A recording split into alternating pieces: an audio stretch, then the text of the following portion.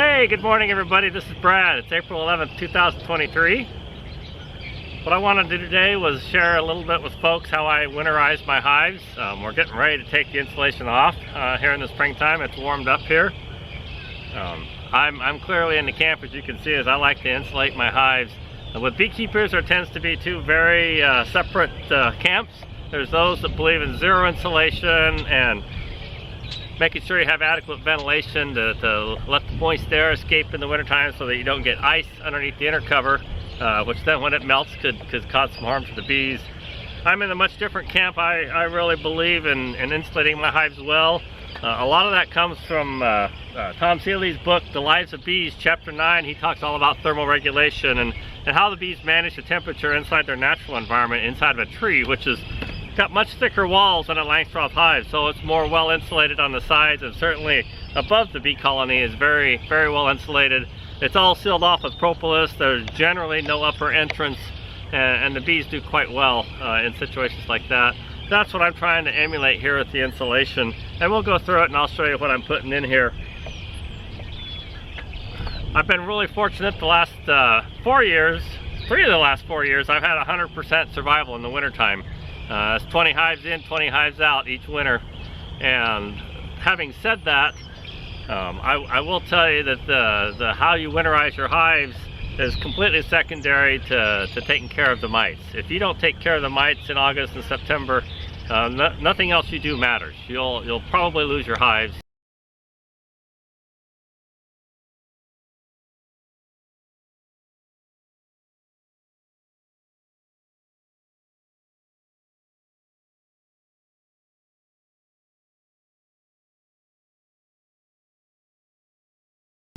And that's just kind of the fact of life of beekeeping. We're not going to go through mite control in this video, but I did want to show you how I do my winterization and how I think the insulation helps.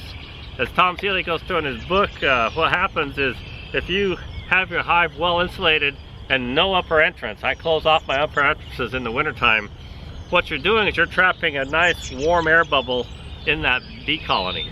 And that allows the bees to more easily maintain the temperature inside the hive, and therefore they don't have to work as hard to keep things warm in the wintertime.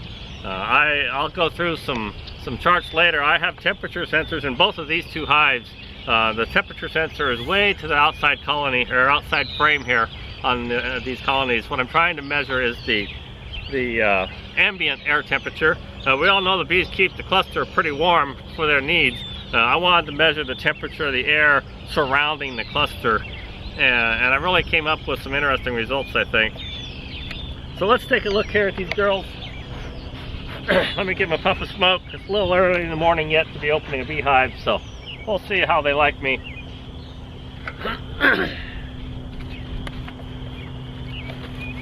Right underneath the telescoping cover,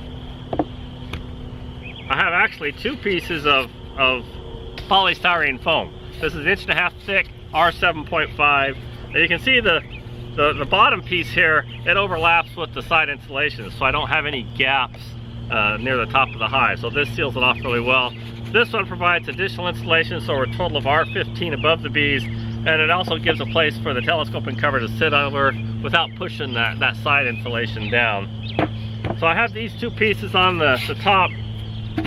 The side insulation is also R7.5, 1.5 inch. I just make up these bungee cords. You can buy pre-made ones if you want. I kind of like making up my own. I get 1/4 inch marine grade bungee cord, which is really a lot heavier duty, and it holds up out here in the weather much better. And you can see here, what I do is I just take and these are called hog rings. You can get hog rings and hog ring pliers, and you just squeeze that around, make a loop on your bungee cords, and put a carabiner in there, and they work really well. I like to make them pretty tight so that they hold this in place so it doesn't slide down in the wintertime. And I even kind of gave up using the carabiners. I just stretch them out like a rubber band, pull them off. So here's my wrap. We'll go through it here in a little bit, but you can see it's basically there's pieces of that polystyrene insulation, one for each side of the hive, and you want to make it so it overlaps on the corners, and in between each piece of polystyrene, I've got a 3-inch gap, and that allows the corners to fold over really easily going around the hive.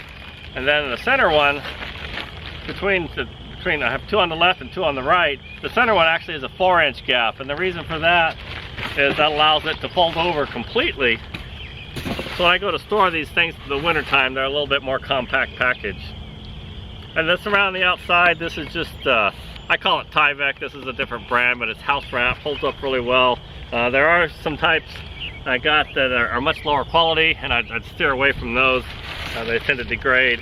And then I hold the whole thing together just with exterior duct tape. And these are a couple years old, and you can just see that duct tape's holding up really well.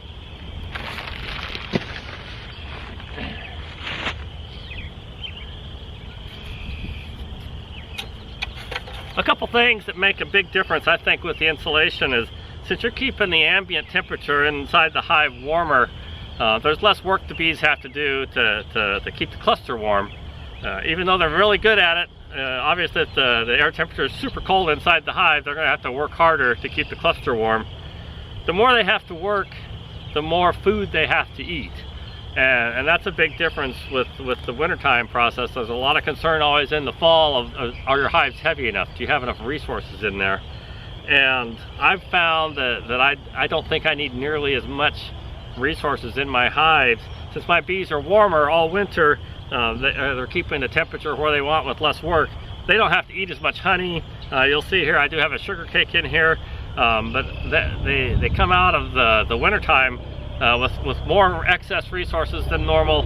And honestly, I've never had a hive be over 100 pounds going into the winter. I've just not found it necessary. These, of course, are only 8-frame hives, but sometimes you hear people saying you need hives 140, 150 pounds, and I just haven't had the need for that. I do like to feed them up, make sure they're 90 to 100 pounds, but then they seem to do really well just with that. And interestingly, let's take a look at this sugar cake here. Interestingly, they seem to sometimes prefer to eat the sugar cake instead of the honey, which is okay. Morning, girls, how you doing? Let's just give them a little puff here.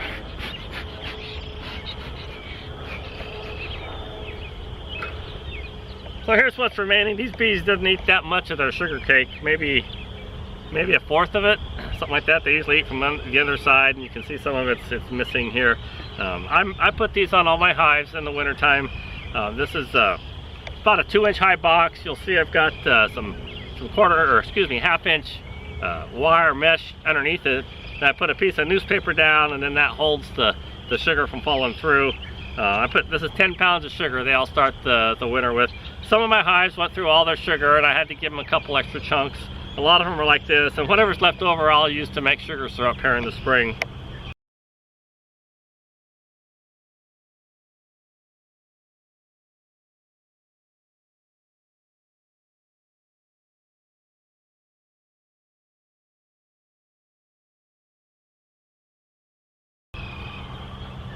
So let's open this up here.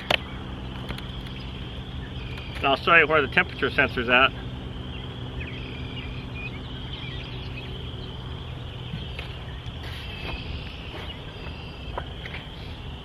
So hopefully you can see this on the camera right here on the outside frame. This is my broodminder strip. It takes the temperature reading every 60 minutes throughout the whole winter. So I'll show you a chart that shows 3 months worth of wintertime temperature readings. And then also we'll look at 3 weeks in the summer that I put the insulation back on. That was really interesting. But all my hives came through this year really nice and strong. And in fact, I think I'm going to be chasing them a little bit, trying to keep them from swarming on me before I can build nukes. But anyhow, I've just been really pleased with how all this has worked out. The other thing about the humidity I'd like to mention, and Tom talks about it in his book too, is the bees need water in the wintertime. I mean, we all do. You know, they need to drink water just for their own personal hydration and health. And they also need to use water to dilute the honey and to dilute the sugar syrup, or excuse me, the sugar cake, so that they can consume it. So the question is where do they get that water? If you have an upper vent and you're venting out all the warm, moist air from your hive, the question I think we have to ask, and we don't know the answer. The question is do they run out of water, and do they then in the wintertime have to go out and forage for more water to bring in just for their own use? If you're all sealed up like I do mine with no upper entrance, I like to think I'm keeping almost all of that moisture in the hive, and it will first condense on these sides down here that are still cooler than the top, since they're on the sides and lower, and the bees will actually go down there and harvest droplets of water off the side of the hive and come back up and use it for their own purposes. I have a very humid hive in the wintertime. You probably couldn't see it, but a lot of the newspaper that's in there, it does get mold on it, but there just doesn't seem to be any harm whatsoever to the bees. So for me, my inner cover stays at 40-50 degrees all winter. It never gets cold enough to freeze, so I don't have to worry about ice or anything like that. But anyhow, let's take a look at some other things here on the charts. But I've just been really super happy with this. Hopefully this helps you with your winterization. So here are some of the results from my temperature sensors in these two hives. The orange line and the blue lines represent each one of those is one of these hives. I forget which is which, it doesn't really matter a whole lot. And the gray, dashed gray line here, that's the outside air temperature. So this particular chart right here represents everything from October of last year through January of this year. And you can see in October and the first half of November, I did not have the insulation on these hives. So the inside temperature of the hives really was very similar, marginally warmer than the outside air temperature. And it was actually kind of warm back then. It wasn't super cold. I saw the cold weather coming, so in late November, around Thanksgiving is when I usually do this. I came out and did my oxalic acid vapor treatment, and I put my insulation wraps on. And you can see right away a dramatic difference in the orange and the blue line really starts becoming much more steady compared to the outside air temperature. And then even when you get over here to late December, we had a couple really cold days. It got down to 12 below here in Nebraska. And you can see I was still up around 45-50 degrees with inside these hives. So the bees were really quite comfortable even though it was super cold outside. And they lasted that way through January. They even tend to stabilize it a little bit more in January because that's when they really start raising a little bit of brood then. So I think they're more concerned with the overall temperature of the hive.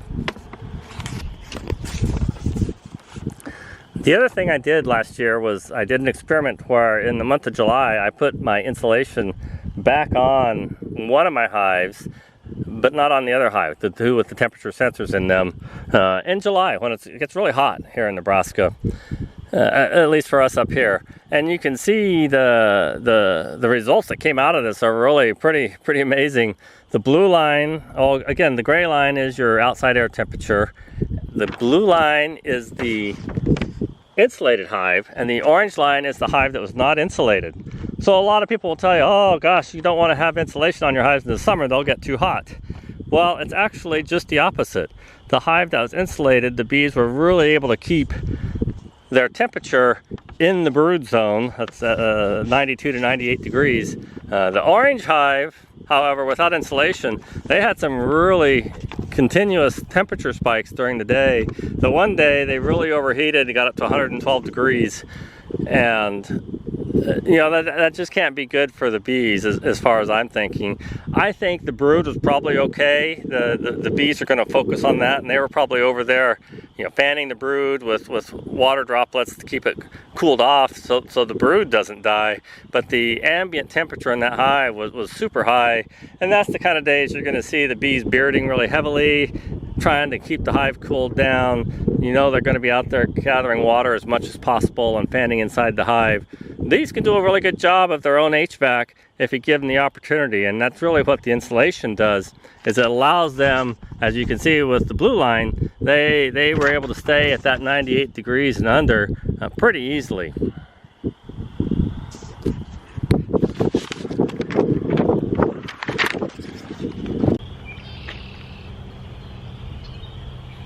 I wanted to add on just a little bit.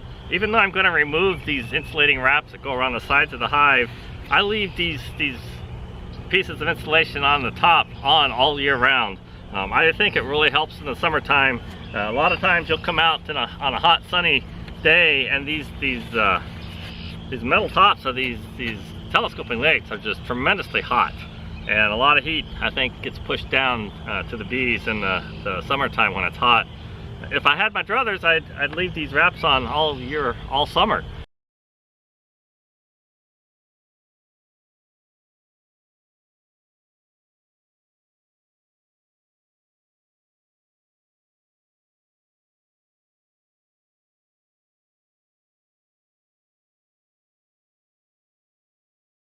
When we take a look at the charts, you'll see that the insulation really allows the bees to more easily keep their hives in the right temperature range. Hives without insulation on them in the summertime have some tremendous spikes in temperature, where the bees are out bearding really heavily. They're really trying hard to keep it from getting too hot inside the hive.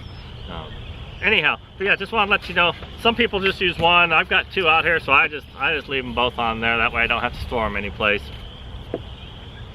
Anyhow, that's all I have. Thanks a lot.